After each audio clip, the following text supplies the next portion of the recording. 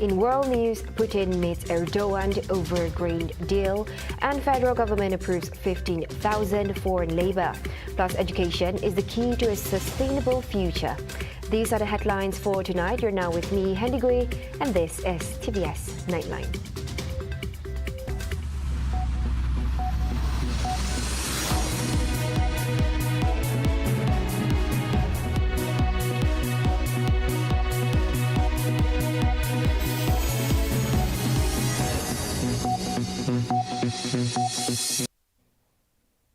Turkish President Tayyip Erdogan is currently in Sochi, Russia, for a meeting with his Russian counterpart Vladimir Putin, with their discussion centered around the export of Black Sea grain.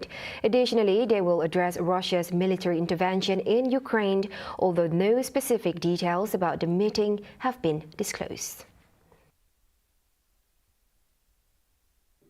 Выражаю надежду на то, что эти договоренности послужат хорошей основой для прекращения боевых действий в Идлибской зоне деэскалации, положат конец, прекратят страдания мирного населения и разрастанию гуманитарного кризиса. Previously, Turkish Foreign Minister Hakan Fidan met Russian Defense Minister Sergei Shoigu in Moscow to discuss grain ahead of the Erdogan-Putin meeting, where Shoigu said it was not Russia's fault that a grain deal had failed and repeated the Russians' position that Moscow would return to it if all the promises made to Russia were fulfilled by the West. The Black Sea grain deal, brokered by Turkey and the United Nations in 2022, ended after Russia withdrew in July. Both Ankara and the United Nations are now seeking to convince Moscow to return to the agreement, in which the Turkish foreign minister said that reviving the deal was important for the world. The federal government has agreed in good faith to approve some of the applications for foreign worker recruitment, specifically for barbershops, textiles and goldsmiths. However, Prime Minister Datuk Seri Anwar Ibrahim emphasized that certain conditions must be met. For instance, local youth should receive training to fill the positions available in these three sectors. As such, he has directed the Ministry of Human Resources to provide technical and vocational education and training to VET through TEKUN, or National Entrepreneurial Group Economic Fund, to ensure sufficient labor supply. Kita bagi latihan dan saya ingat through TVS bagi satu untuk baik restoran, butik rambut, apa lagi satu tadi? Textile. Ya, kena balik. Mau jual baju pun kena cari orang asing. Tapi oleh kerana keperluan segera, untuk tiga kategori ini, kita lulus tidak sepenuhnya. He said this when officiating the Lestari Niaga at Kuala Lumpur di Medan Selera Madani program at Complex Tun Sambatan, which was also attended by Human Resources Minister V. Sivakumar and Deputy Entrepreneur Development and Cooperatives Minister Senator Saraswati Kandasamy. Education is the key to the success of a sustainable future. Premier of Sarawak, Datuk Patinggi Tan Sri Abang Johari Tun Openg, stressed that education could improve the economic standings of the people, thus increasing their quality of life.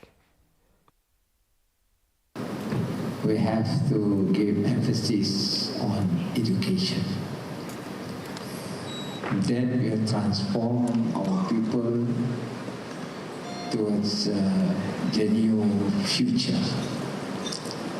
Only education can be one of the platforms to improve our economic standing.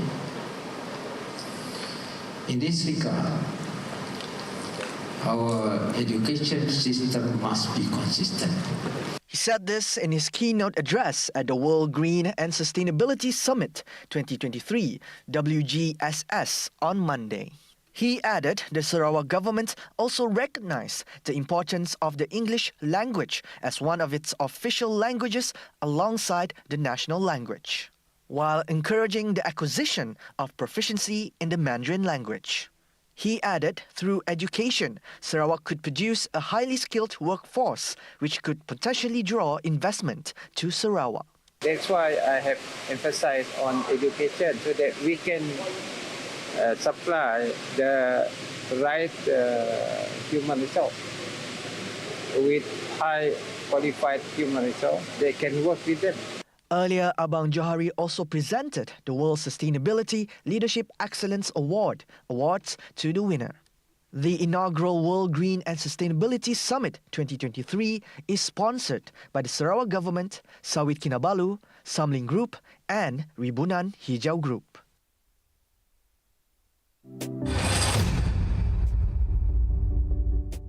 Sarawak Premier Datuk Patinggi Tan Sri Abang Johari Tun Openg has endorsed the formation of a state-level salary scheme committee, set to be enacted within this year.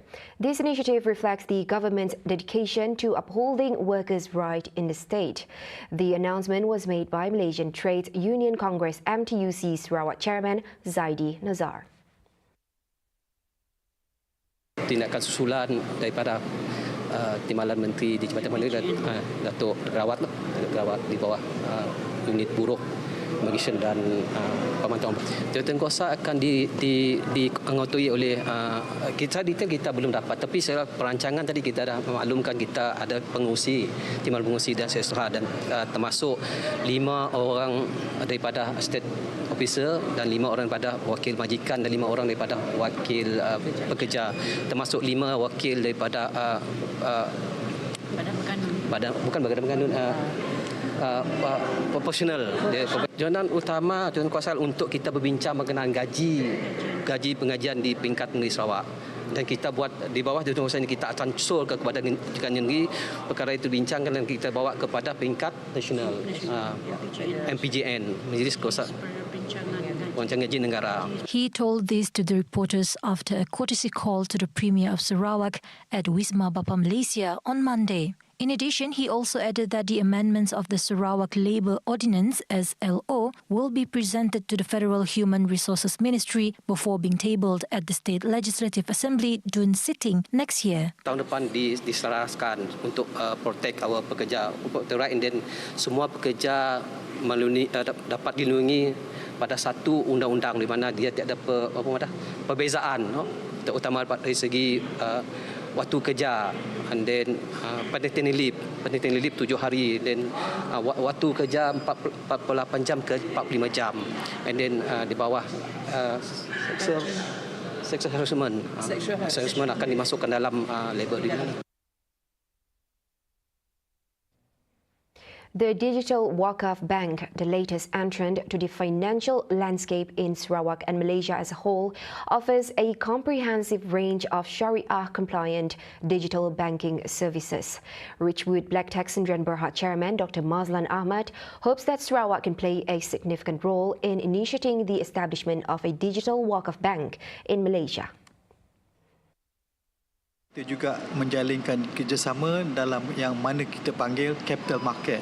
Alhamdulillah, Richwood Ventures Berhad dengan kitanya founder pengasas Tan Sri Cheong Kong akan menyenaraikan antara syarikat iaitu Kimis TVS Capital, insya-Allah dalam tahun ini akan disenaraikan di papan Nasdaq.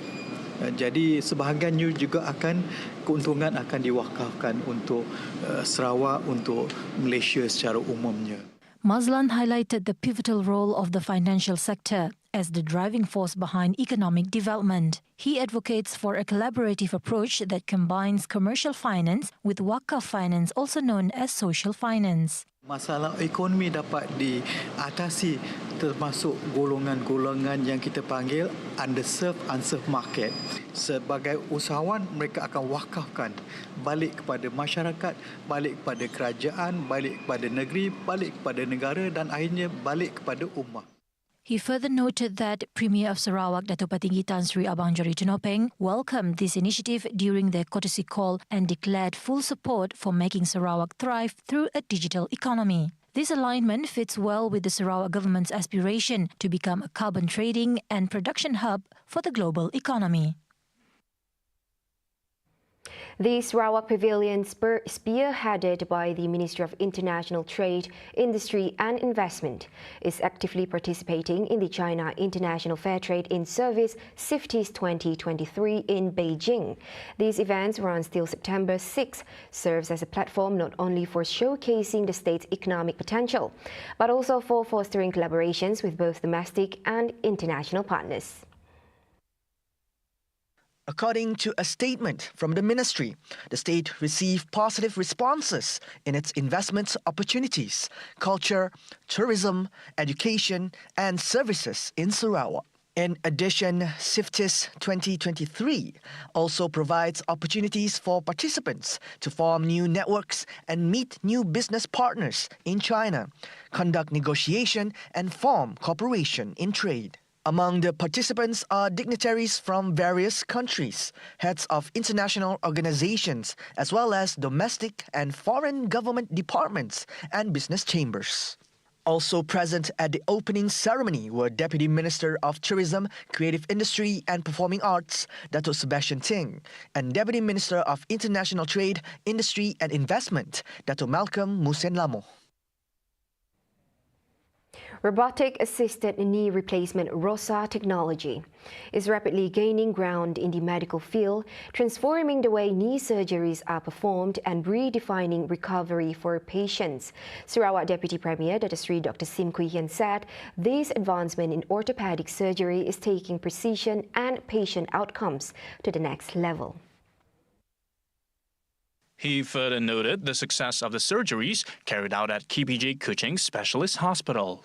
For the patient now able to walk without crutches, Rosa, I think was designed to assist the surgeon in customizing the placement of knee implants for the patient having total knee replacement procedures with more precision, accuracy, and faster recovery.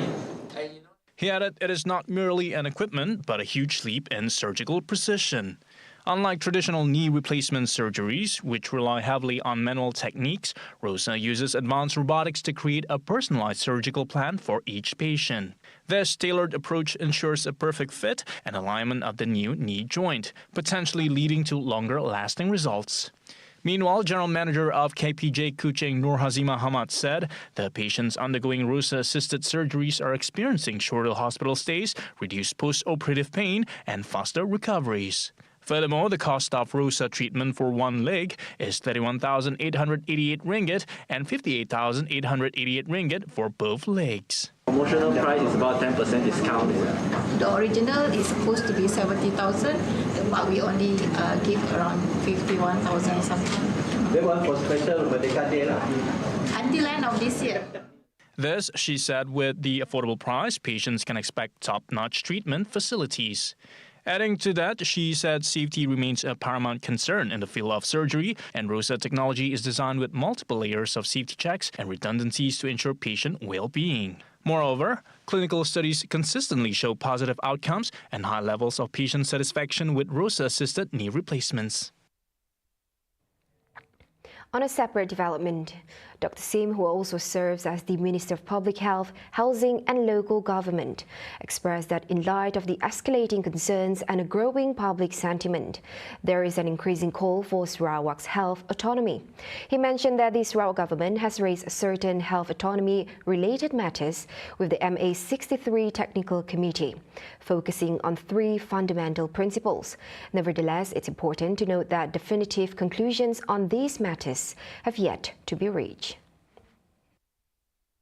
Number one, healthcare is a federal government responsibility, and we want to help them because the current policy based on the federal government, which is population based, is not quite suitable for Sarawak, which is don't have a lot of population and the geographical area so big, and so because population based, there are many towns and all those things will never have the healthcare facilities because population not big enough.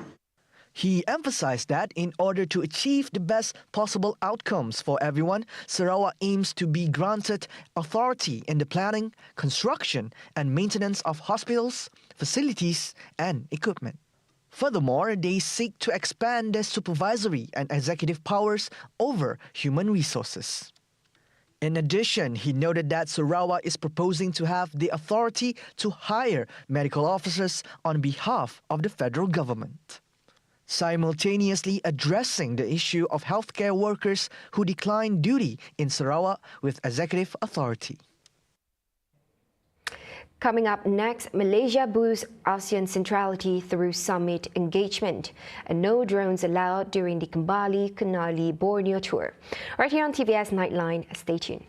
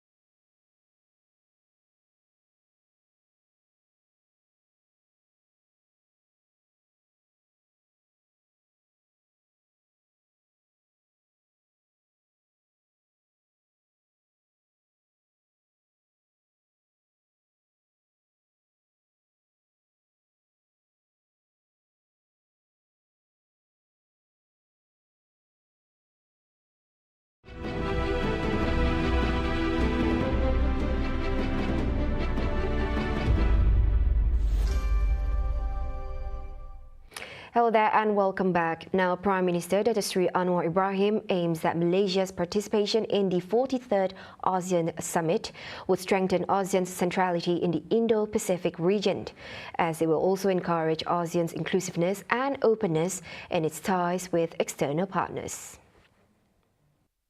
The Prime Minister said this in his X account.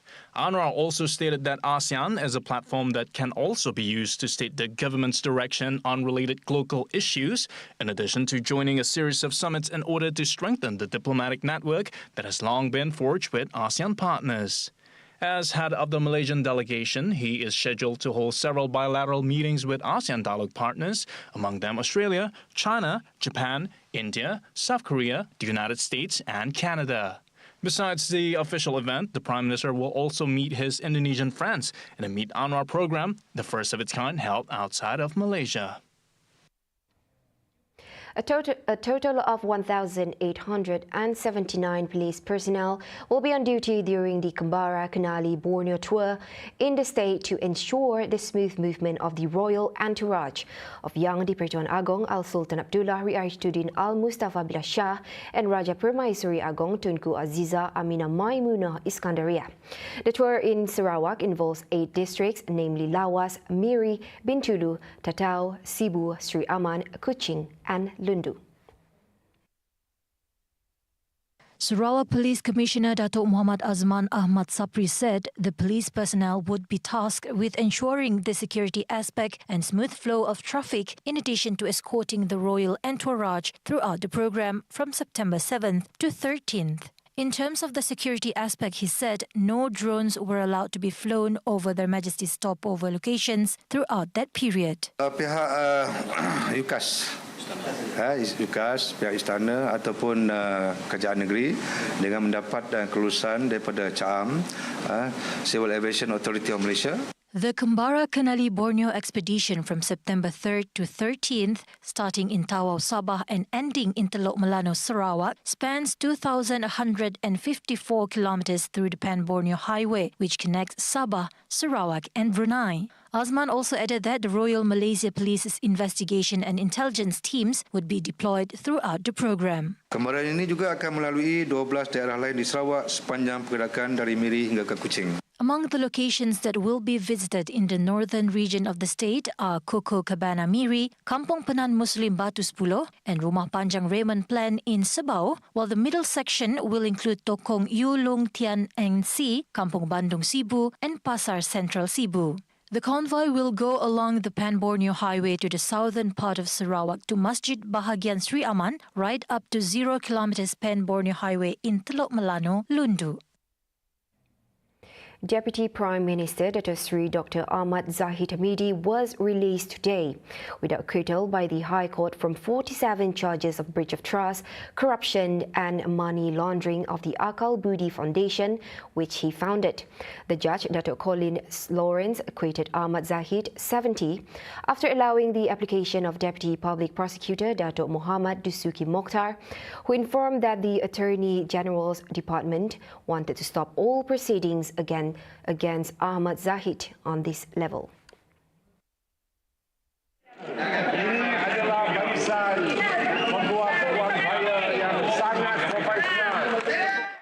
Previously, Ahmad Zahid, 70-year-old, had sent the 200-page letter of representation to Attorney General Chambers AGC as a basis for consideration for the charges against him to be dropped. The first letter of representation was submitted in January, while the latest, with facts and new evidence, was sent to the AGC in February. The Minister of Rural and Regional Development was charged with 47 charges, 8 of which are corruption, 12 of breach of trust, and 27 money laundering of Akal Budi Foundation funds.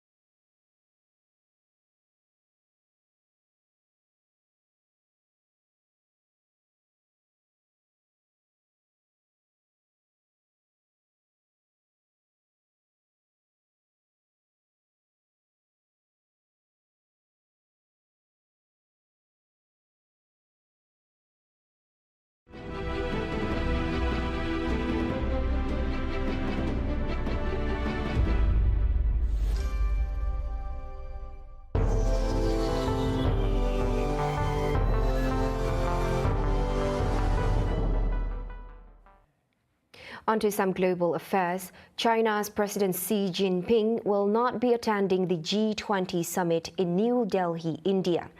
Instead, his Premier Li Qiang is expected to represent Beijing at the summit.